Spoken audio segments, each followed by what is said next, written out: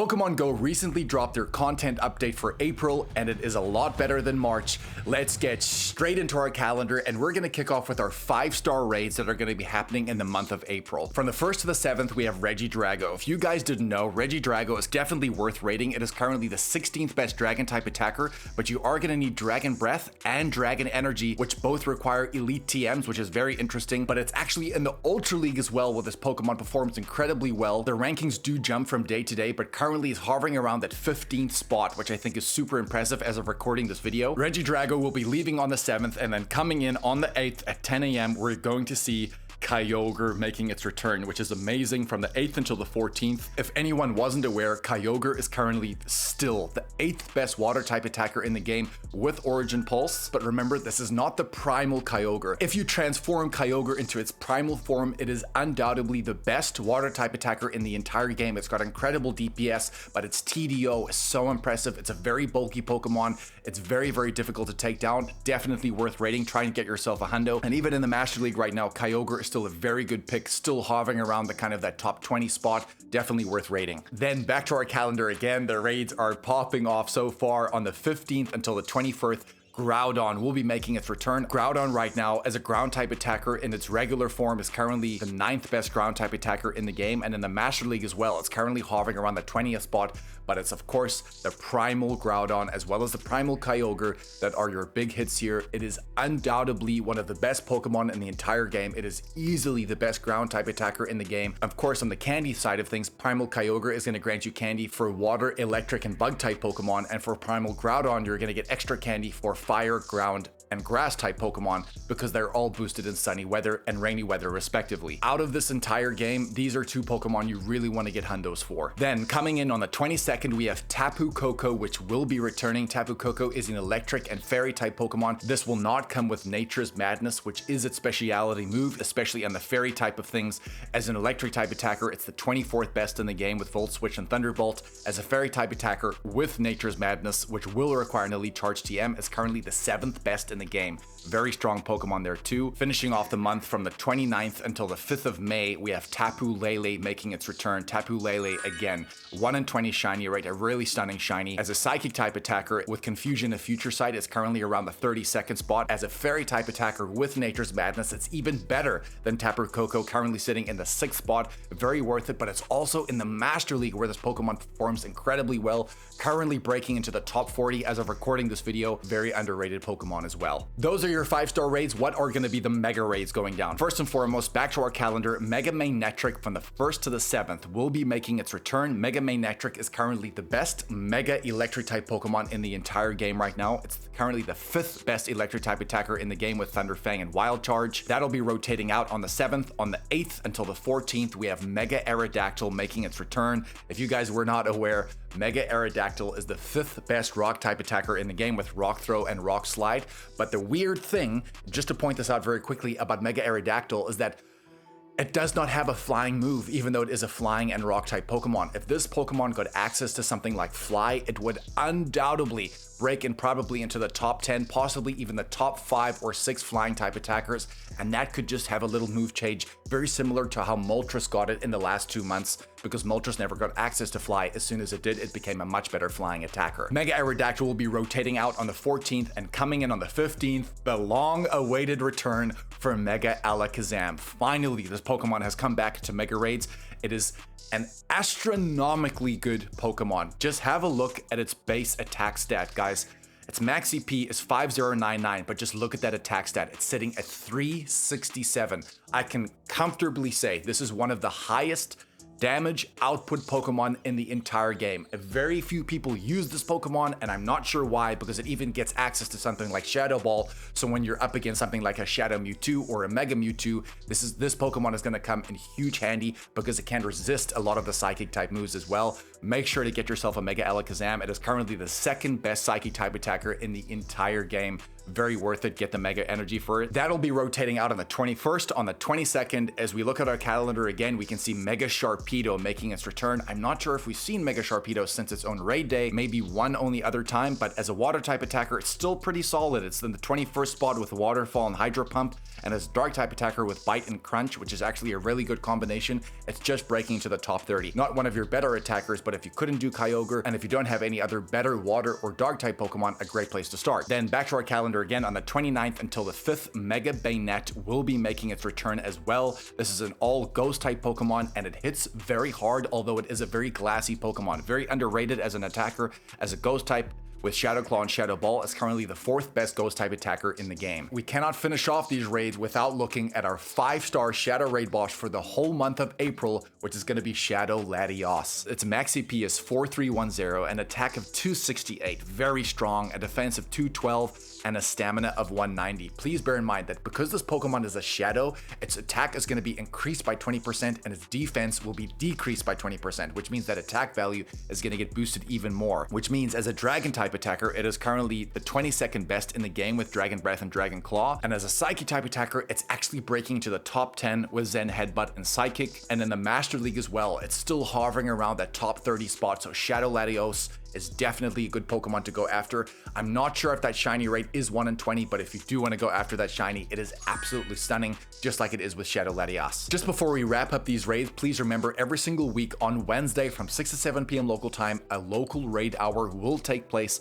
for everyone. On the 1st of April, it's going to be Regidrago from 67. On the 8th of April, it's going to be Kyogre. On the 15th of April, it's going to be Groudon. On the 22nd, it's going to be Tapu Koko. On the 29th, it's going to be Tapu Lele. Raids are out of the way, but what are going to be our Max Mondays? These are going to be the Dynamax battles heavily featured from each to week, but every Monday from 6 to 7, a specific Max Monday Pokemon will be featured. On the 6th of April, which is going to be our first Monday, we are going to see the debut of D-Max Trapinch coming into the game, which of course can be shiny, but it can also evolve into Dynamax Flygon. How good is D-Max Flygon going to be in the game? Well, guys, very interesting. If we have a look at its fast attacks, it gets 2 fast attacks that are ground type that are half a second fast moves, which is very good for this Pokemon. It gets access to Mud Shot and Sand Attack. Although this is a great thing to have on this Pokemon, unfortunately, the attacking stats of Flygon and Pokemon Go just aren't that great. I believe it's severely underpowered, and who knows, there was a bit of talk of Mega Flygon potentially being released. It looks like that idea was scrapped. More importantly though, the great thing about D-Max Flygon is that it will be one of the only ground type attackers as a D-Max alongside something like D-Max Excadrill, which will be usable, to be honest. So a pretty interesting pick here. Then back to our calendar again, moving on to the 13th of April, which funny enough will be featuring D-Max Drillbur, which of course can go into D-Max Excadrill. It's very important to mention that D-Max Excadrill does get access to Mud Shot, which is a huge thing. It's a half a second fast move. It's a pretty good tanking Pokemon, but it can put out some really good ground type damage. As we know, for G-Max Pikachu Raid Day, we would have all been using our D-Max Excadrills, but still D-Max Excadrill is absolutely worth getting on your team because it is still currently the best ground type max attacker in the game. Then moving on to Monday the 20th, we also see another Dynamax debut of D-Max Regirock. Unfortunately, if we have a quick look at its base stats, guys, its max CP is pretty solid, but that attack value is a little bit lackluster. But just have a look at that defense value of 309. This is very much going to be a tanking Pokemon. But the great thing about Regirock as well, just like it was for D-Max Regice in the month of March, it does get access to the fast move Lock On, which means as a tank, it's a really good move to have because it is normal type, but more importantly, it's going to charge that Dynamax meter a lot quicker so you can get to that D-Max phase and then switch into your attacker, whichever Pokemon you're going to be battling with. Then moving on to April the 27th, we do see the return of D-Max Shuckle. This is not a debut, but Shuckle, as we know, is just not a good attacking Pokemon. Its defensive stats are pretty good, especially in some Go Battle League formats, but unfortunately, as a tank and as an attacker, this is probably very much just your deck's entry. Those are your max battles out of the way, but what is going to be the research breakthrough box for the month of April? And it looks like it is going to be carrying over from the month of March for the entire season. So your research breakthrough box is when you get your 7-day stamps. Once you get that 7-day stamp, you will get access to a research breakthrough box, which will reward you certain items and some XP, maybe some Stardust, but it's going to get you a reward with an encounter Pokemon. Those Pokemon for the month of April are going to be Gyarados. That Hundo CP is going to be 453 CP. That can be shiny. Honedge is in there too at 595 CP. Delmise is in there at 1264. Sinistea is in there at 488 CP. Duraludon's in there at 314 CP. And Dreepy's in there at 328 CP. That is the only one that cannot be shiny. Already, April is looking boss. To be honest, it's looking like a very, very stacked month, but we haven't even got to the events yet. And let's kick off with event number 1, which actually starts in March technically, but it will be carrying over into April, which is going to be that shockingly good time event. This will bring shiny boost to shiny Pikachu, shiny Chinchou, as well as shiny Dedenne in the wild. There's also going to be spotlight hours that are going to be featured during this event as well on every single day. We've actually done a full breakdown of this event already, which we will leave up here as you can see above me right now, but you will also be able to see it at the end screen. Please watch that. I must say, very underrated event, especially with those spotlight hours returning. Some really good Pokemon in there. In the middle of that event, to be honest, on the 4th, we have Fashion Raid Day, something we have not seen before. The following Pokemon will appearing in their fashionable costumes during this event. There we can see Costume Butterfree, Diglett, Dragonite, Wooper, Sneasel, Kirlia, Absol, Shinx, Krogunk, Blitzel, and Minccino. Then moving on to our next event, on the 11th, we see the much anticipated Community Day of Tinkatink. This is like huge news, to be honest, because if you didn't know, Tinkatink is probably one of the most loved, more recently released Pokemon in the entire Pokemon universe. This Community Day will be happening on Saturday from 2 to 5 p.m. local time. We will be able to get the featured attack of Gigaton Hammer on Tinkaton once we make that evolution. That's going to do 130 power in trainer battles and 300 power in gyms and raids. It's also going to be 3 times catch Stardust as well, so it's a great opportunity to try and get those stack tasks ready for this day, and we've actually just detailed that already in the shockingly good time event. There is one Pokemon in that video that you need to be stacking, and you can really claim all of them on that Tinkatink Com Day. Trust me, great pro tip there. Then moving on to the 14th until the 20th, we are going to see the event and the return of Sustainability Week. This is arguably one of the best events we've seen this entire year, and let me just show you why. Toadscool will be making its shiny debut with, of course, Toadscruel, its evolution. We get a new costume Pokemon, which is so sick. It is Galarian Corsola with the pink glasses, which I think is incredible. We also get a new Pokemon Go debut of Silly Cobra, which of course can evolve into Sandaconda. And for the first time globally in Pokemon Go, we can see something like a Galarian Corsola a lot more often with those sunglasses, and it can be shiny as well. Guys, Sustainability Week is looking cracked. Then it doesn't stop there. On the 18th, in the middle of Sustainability Week, we have the return of Riolu Hatch Day Replay. Guys, wow.